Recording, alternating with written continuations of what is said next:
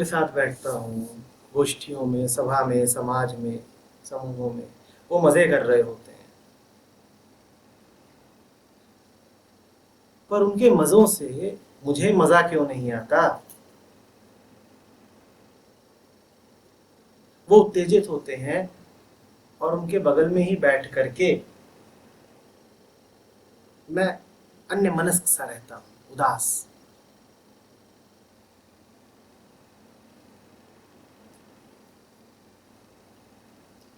उनके बगल में बैठे हो इसीलिए तो उदास हो।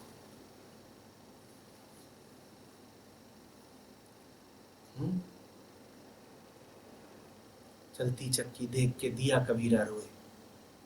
कबीर भी रो पड़े, तुम नहीं रोओगे?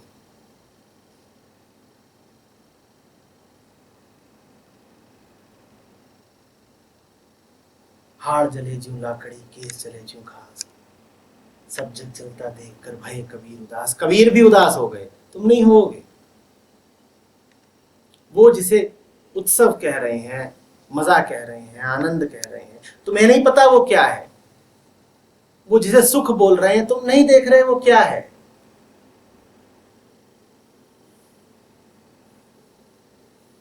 जैसे दुख के पिशाच ने सुख का नकाब ओढ़ने की असफल कोशिश की।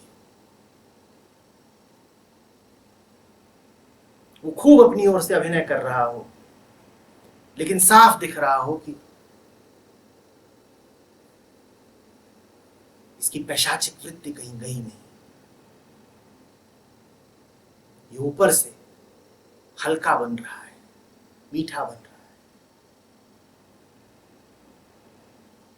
मधुर बन रहा है, लेकिन जब भी ये हंसता है तो इसके पैने दांत दिख जाते हैं।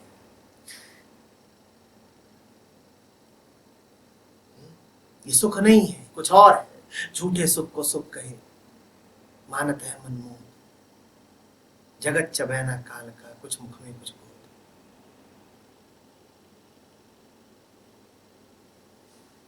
दुख को यदि देखना हो तो उनकी महफिल में चले जाओ जो सुख मनाते हो।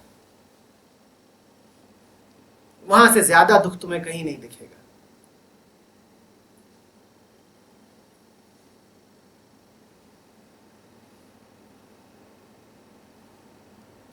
और सुख की आस देखनी हो और सुख की स्मृति देखनी हो तो दुखी जनों के पास चले जाओ। उनके पास सुख के बड़े अद्भुत किस्से होंगे, तो तुम्हें सुनाएंगे। आज से 10 वर्ष पहले जब मैं वहां था तो ऐसा था। सन 97 में, सन 87 में और 2003।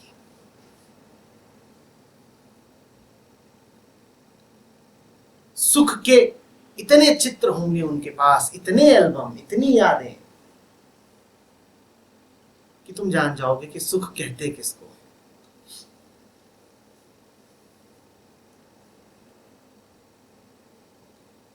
बहलाने वाली एक स्मृति का, एक आस का नाम है सुख। तथ्य नहीं है सुख, मान्यता है। मिलता नहीं है कभी सुख, मिलता दिखता है। दुख भी वही है। कोई कभी दुखी होता थोड़ी है, अपने आप को दुखी मान लेता है। कभी देखा था? कल यदि मैं कमाऊं ना तो मेरा क्या होगा। और करिए विचार, अभी दुख आ जाएगा।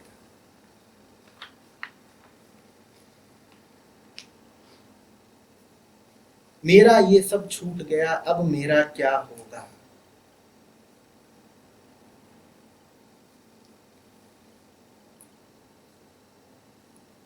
कहीं मैं मिट न जाऊं। अरे मिट ही जब जाओगे या मिट ही गए होते तो रोने के लिए कौन बचता? पगले,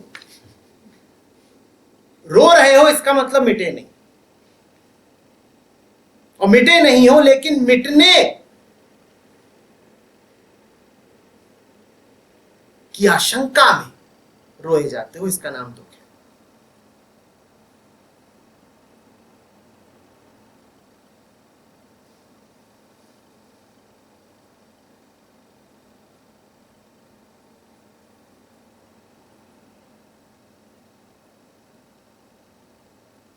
यूरोप में था।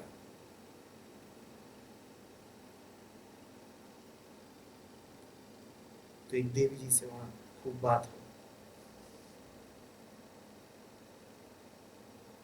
तो एक रात देर तक उनसे बात होती रही, बड़ी दुखी थी, रोते रोते बोली,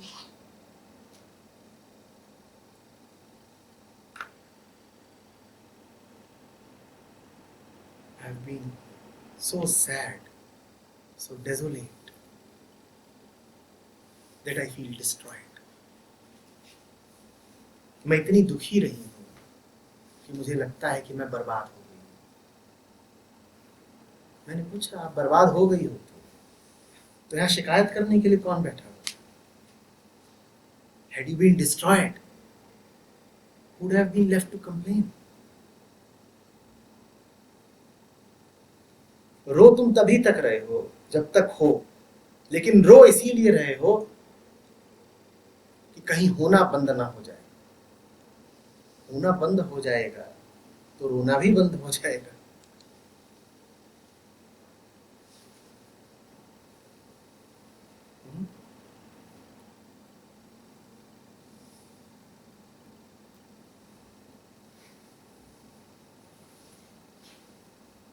जो सुख मनाते हैं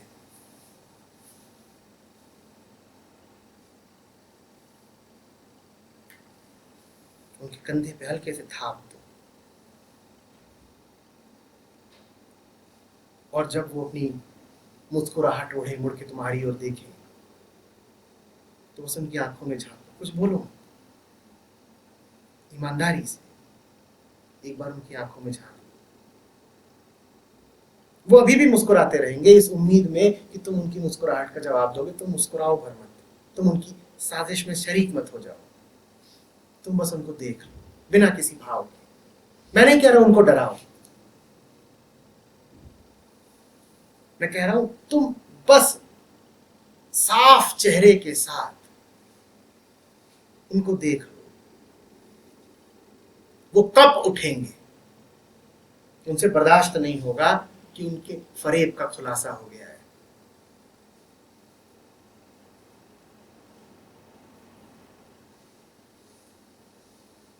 जो आदमी मुस्कानों में जीता है, ठहाकों में जीता है, उसके जीवन में बहुत डर और बड़ी गहरी हिंसा होती है, उससे बचना।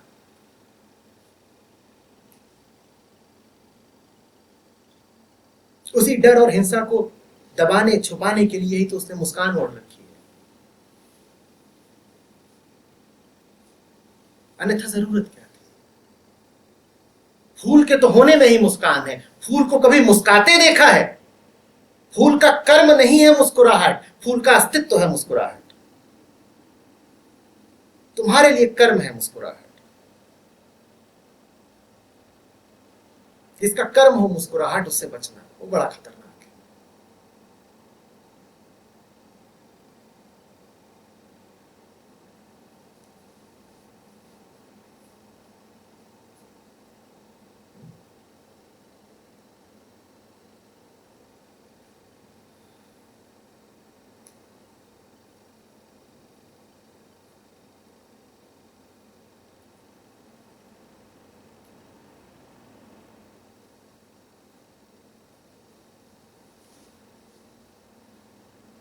दुख देखना हो तो सुखी लोगों के पास जाओ, अकेलापन देखना हो तो महफिलों में जाओ।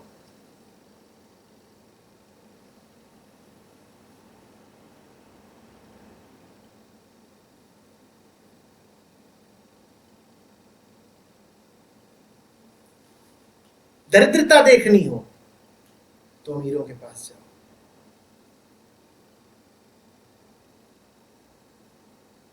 और धन्यता देखनी हो तो फकीरों के पास जाओ।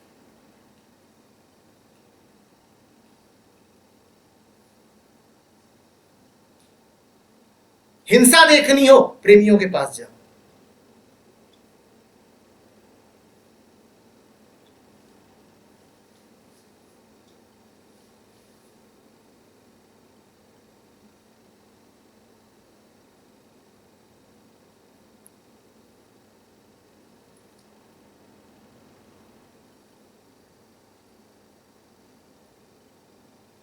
निराशा देखनी हो, उत्साहियों के पास जाओ।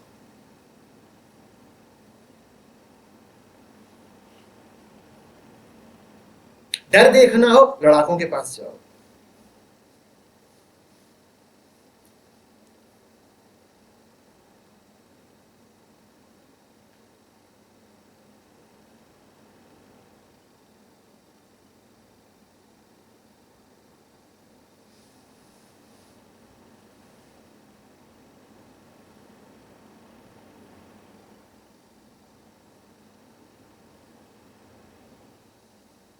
शमशान देखना हो, बस्तियों में जाओ।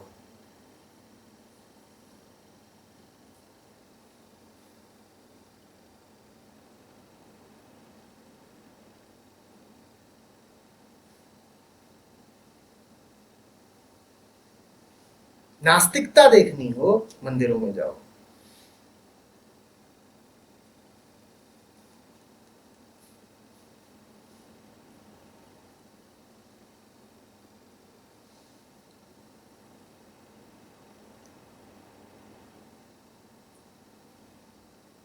दूरियां देखनी हो, शयन कक्षों में जाओ।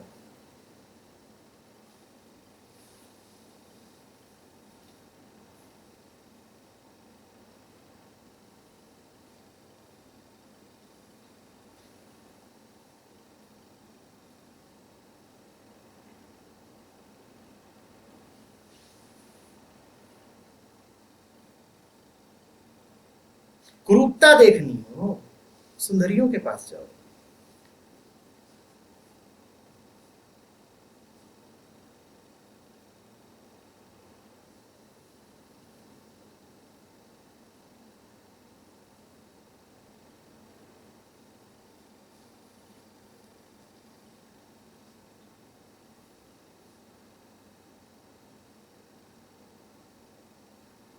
मूर्खता देखनी हो, समझदारों के पास जाओ।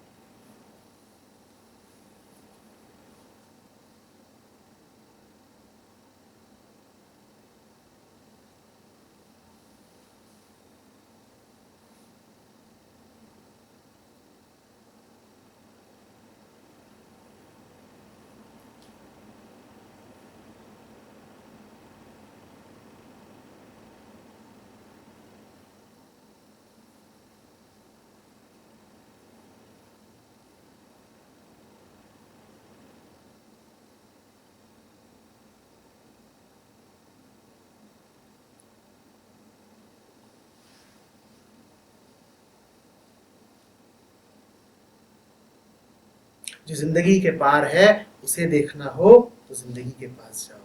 जो मौत के पार है उसे देखना हो तो मौत के पास जाओ।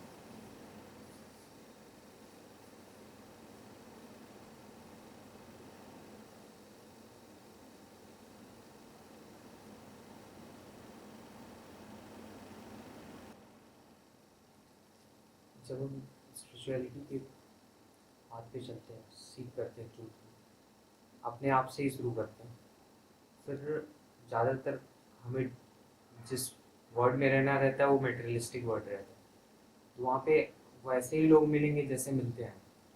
99% से ऊपर लोग वही रहेंगे जिनको हमारी बातें उनके लिए किसी मतलब की नहीं है, उनकी बातें हमें नहीं भाएगी, और हम अगर उनसे बात करेंगे तो बेवकूफ़ी भरी बात, उसी ढर्रे पे चलना पड़ेगा। तो उसमें एक कॉन्फ्लिक्ट रहता है, इनर कॉन्फ्लिक्ट की क्या, जो अगर बात करें तो उनके लहजे में ही बात करना पड़ेगा, तो एक कॉन्फ्लिक्ट रहता है कि क्या बात करें कि यहाँ बैठे हो, यहाँ कितने लोगों से बात करने में ये कॉन्फ्लिक्ट था? नहीं। अभी नहीं, ऑफिस या कहीं पे भी इधर उधर की बातें होती हैं, उस टाइम फिर उसमें अगर आप इन्वॉल्व नहीं होते हो इशारा तो टच समझो, इशारा समझो। तो जरूरी तो नहीं है ना कि वैसे ही लोग मिले हमेशा। नहीं, यहाँ ये पे तो जगह उस बात का प्रमाण है कि दूसरी संगत हो सकती है। यहाँ पे सब लोग सच की खोज में ही आए हैं, तो तुम उनका ऐसी ध्यान जगह क्यों जा रहे हो जहां पे झूठ की खोज चल रही है? वहाँ पे से जाना पड़ता है ना, ऑफिस में तो जाना ही पड़ेगा, या फिर लोग जैसे तो ऐसे खाना है तो खाना पड़ेगा, जैसे सांस है तो लेनी पड़ेगी, ठीक वैसे ही ऑफिस है तो जाना पड़ेगा। क्यों? यहाँ पे सब लोग उसी पृष्ठभूमि उनका यही है, सच का मैं खोज। जो पूछ रहा हूँ उसको पकड़ो। अगर ये जगह हो सकती है तो क्या सिद्ध नहीं हो गया कि आवश्यक नहीं है वहां जाना? अब वहां तुम लौटते हो तो ये तुम्हारी मजबूरी नहीं है, तुम्हारा चुनाव है। और अगर चुनाव है तो शिकायत क्यों कर रहे हो? तुमने ही चुना है। या तो तुम निपट अंधकार में होते, तुम्हें उम्मीद की कोई किरण ना होती, तुम्हें ऐसा कोई सबूत ही ना मिला होता कि एक दूसरी दुनिया हो सकती है। दूसरी दुनिया हो सकती है, तुम्हें इसका सबूत अब मिल चुका है। इसके बाद भी तुम कहो कि नहीं मुझे उसी दुनिया में रहना है, वही करना है, तुम जानो, फिर तो तुम्हारी मर्जी है।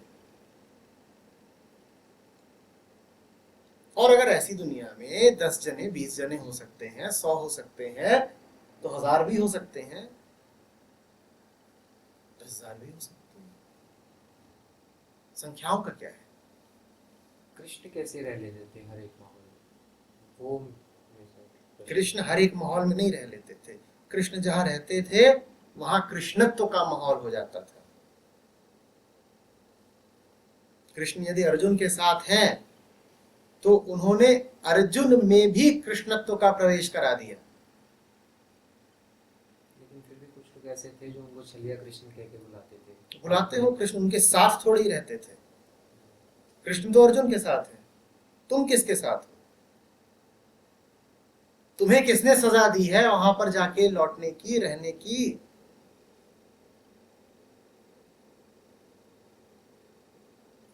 कृष्ण को रण छोड़ भी डाला तो तो भाग भी हाँ, तो इसका संगत से क्या लेना देना है? युद्ध के समय में भागना। हम संगत की बात कर रहे हैं कि आवश्यक नहीं है कि तुम जाके घटिया संगत में फंसो।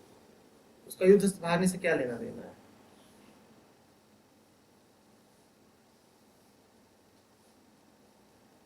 अपनी संगत का चुनाव तुम स्वयं करते हो। और अगर तुम अभी भी उसी संगति में फंसने जा रहे हो तो इसका अर्थ है कि तुम बदले ही नहीं। जो संगति तुम पहले चुन रहे थे वही संगति अभी भी चुन रहे हो, तो तुम भी फिर अभी वही हो।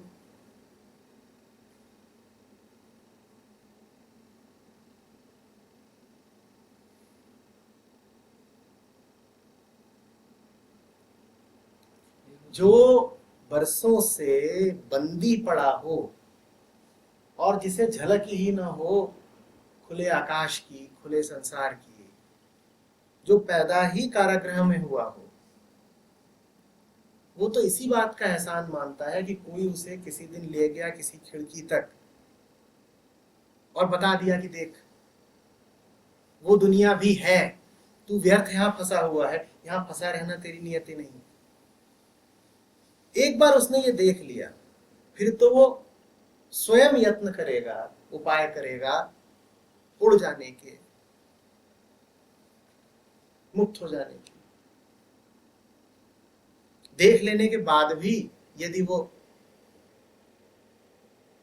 बंदी गृह में ही मौज मना रहा है तो फिर उसकी मर्जी।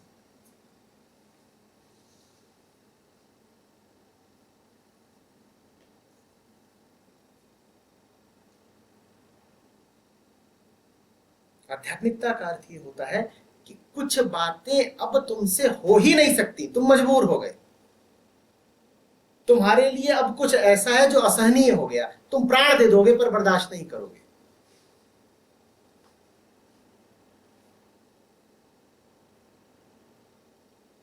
कबीर कहते हैं कि जैसे मछली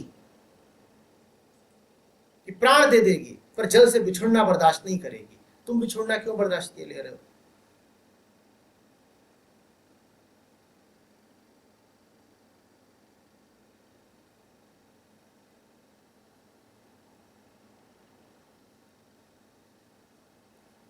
कुछ बातों पर समझौते नहीं किए जाते।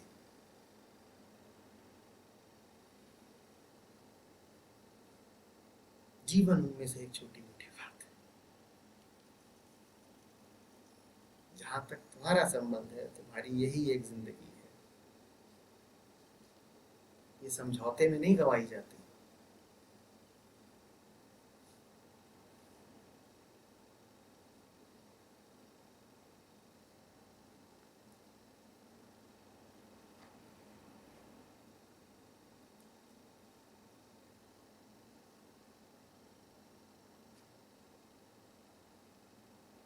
तुम किसी बुराई से बचने के लिए उस जगह वापस जाना चाहते हो। तुम किसी भय से, किसी बुरे अंजाम से बचने के लिए उस जगह वापस जाना चाहते हो। लेकिन बड़ी से बड़ी बुराई और बुरे से बुरा अंजाम तुम्हारा यही हो सकता है कि तुम उस जगह वापस चले जाओ। जिसको बचाने के लिए तुम वहां वापस जा रहे हो, वो जगह उसी चीज को छीन लेगी।